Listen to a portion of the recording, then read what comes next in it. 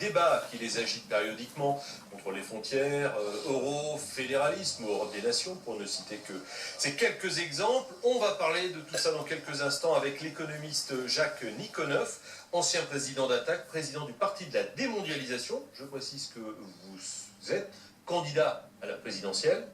Je ne sais pas si vous avez encore les 500 signatures. On verra. Vous êtes pour une sortie de l'Union et de la zone euro. Auparavant, on va se plonger dans l'ambiance bruxelloise du jour où les chefs d'État et de gouvernement des 28, alors évidemment 28 pour l'instant, sont rassemblés jusqu'à demain. Parallèlement, les eurodéputés s'exprimaient sur la sortie du Royaume-Uni de l'Union. On se plonge dans l'ambiance. Si la journée avait commencé par de tendres accolades entre le président de la Commission Jean-Claude Juncker et le député britannique europhobe Nigel Farage, les attaques frontales ont vite pris le dessus. N'est-ce pas amusant? Quand je suis arrivé ici il y a 17 ans, j'ai dit « J'ai envie de mener une campagne pour que la Grande-Bretagne quitte l'Union européenne ». Vous m'avez tous rayonné. Eh bien maintenant, vous ne riez plus, n'est-ce pas?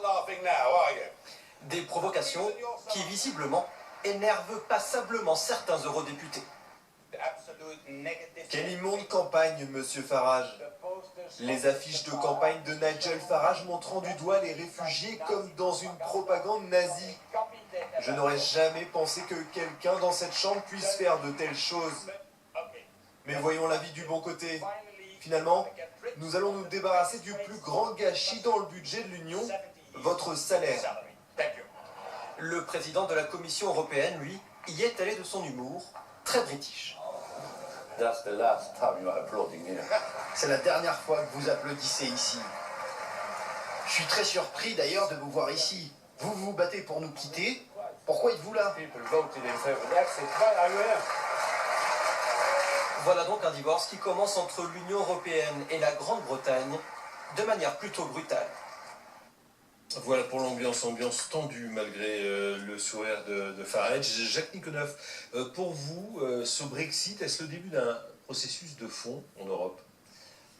Écoutez, je crois que c'est un événement historique qu'il faut analyser comme tel, parce que pendant des décennies, on nous a dit que l'appartenance à l'Union européenne était irréversible, et qu'une fois au sein de l'Union européenne, c'était pour toujours. Et puis on a dit également que la vocation de l'Union européenne était de s'élargir à tous les pays de l'Europe. L'Europe, c'est 49 pays. L'Union européenne, c'est 27 pays aujourd'hui. Et puis... 49, vous comptez large, là? Non, ce sont les membres du Conseil de l'Europe. Le Conseil de l'Europe, c'est 49 pays. Donc, si vous voulez, l'Union européenne n'est pas l'Europe. Et l'objectif était clairement annoncé d'élargir l'Union européenne à la quasi-totalité des pays européens. Et puis, on nous a aussi expliqué que la sortie de l'Union européenne n'était pas possible. Or, ce que vient de faire le peuple britannique, c'est de voter pour la sortie. C'est ça l'événement historique.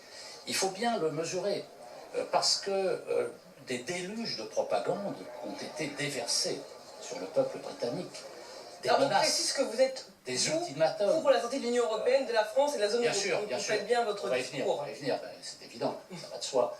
Et malgré ces menaces, malgré le fait que beaucoup de dirigeants de grands groupes multinationaux à base européenne ont fait des déclarations, les dirigeants de l'Union européenne, M. Macron qui voulait faire un ultimatum sur les Britanniques, malgré cela, le peuple britannique a voté pour la sortie. C'est ça qu'il faut comprendre. Et certains s'en mordent les doigts aujourd'hui.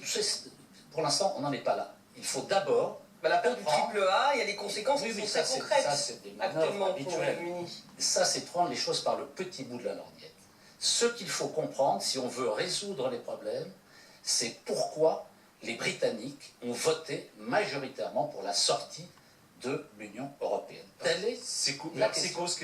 Parce que quand on connaît votre positionnement politique, bon, on l'a bien compris, vous êtes ancien président d'Attac, donc je dirais à la gauche de la gauche. Ça vous va si je dis ça? Non, pas du tout. La gauche aujourd'hui, vous êtes pour la démondialisation. La gauche et la droite ont la même politique. Si vous regardez les socialistes, si vous regardez la droite, ils font pareil. Ils sont pour le maintien dans l'Union européenne. Un souverainiste de gauche. Non, moi je récuse cette classification.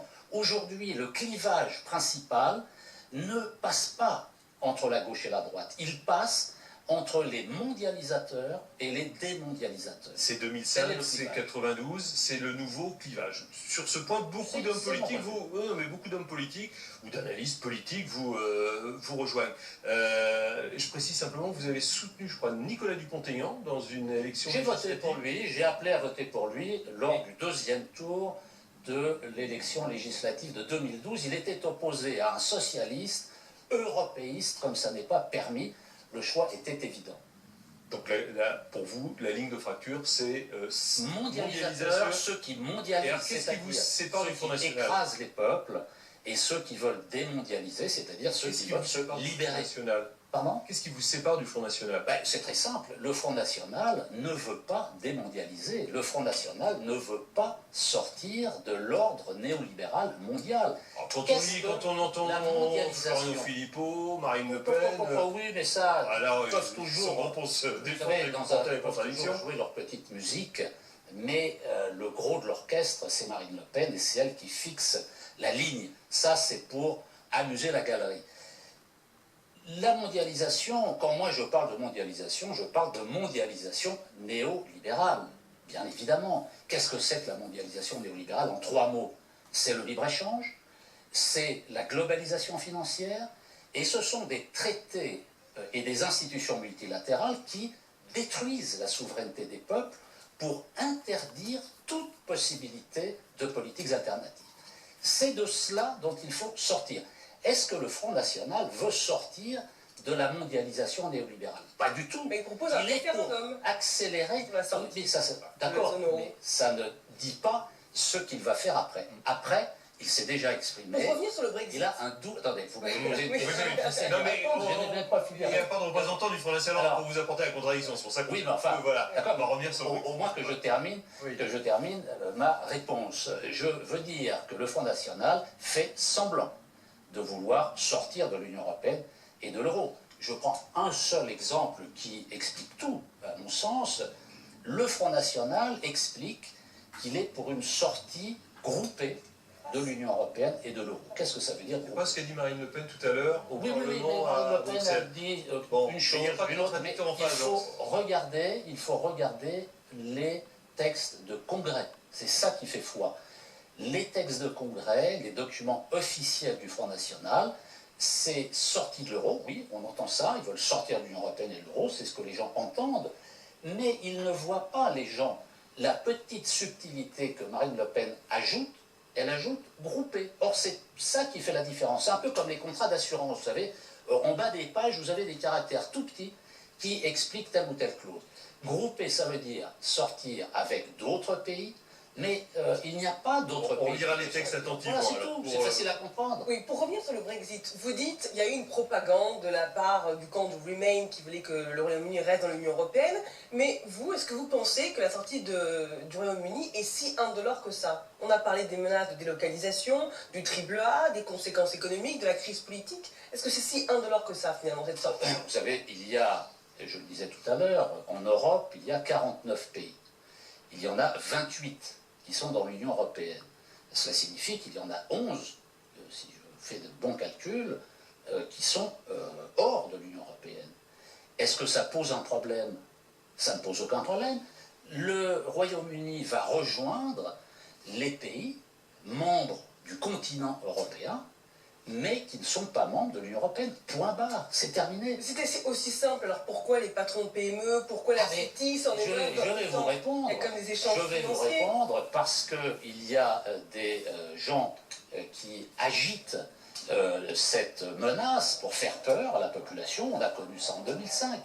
Rappelez-vous en 2005, lors du référendum en France sur le traité constitutionnel européen. Mais il y a eu un déluge de menaces. On a expliqué aux citoyens que s'ils votaient pour le non au traité constitutionnel européen, ce serait la fin du monde quasiment. Eh bien, c'est la même chose. Nous avons dans ce système eu un mépris. Nous avons des dirigeants qui sont arrogants, qui sont méprisants pour le peuple et qui considèrent finalement que la démocratie ne doit plus avoir lieu. Il n'y a pas de démocratie. Mais là, le Ils peuple ont a parlé. cassé... Oui, le peuple a parlé, mais qu'est-ce qui se passe depuis que le peuple a parlé? Vous craignez Ce qu'on sont revienne des sur ce tentatives. référendum? Mais l'opération d'anesthésie du peuple britannique est en cours. Vous craignez qu'on Regardez. revienne sur ce référendum? Mais c'est ce qu'on a fait en 2005. Les socialistes et Sarkozy et la droite et les Verts ont fait un coup d'État parlementaire en 2008 avec le traité de Lisbonne, qui est un résumé de la Constitution européenne. Il faut quand même s'en rappeler. Les Grecs avaient voté l'été dernier, on n'en a pas tenu compte. Les Irlandais, on les a fait revoter. Ouais, c'est un petit peu un... Oui, parce que M. Tsipras, il a là, pris- et son Ah, alter ego, il avait dit jamais je ferai ça, mais il le C'est- fait quand même. M. Tsipras, c'est comme M. Mélenchon, aujourd'hui, en France, c'est la reddition annoncée. Autrement dit, chaque fois qu'un peuple de l'Union européenne s'exprime, les oligarques européens tentent de remettre en cause le résultat. C'est l'opération qui a démarré pour remettre en cause le résultat du référendum britannique. Merci Jacques Nikonov Merci. pour être venu exprimer ce point de vue sur le plateau de LCI Soir, président donc du parti de la démondialisation et candidat à l'élection présidentielle.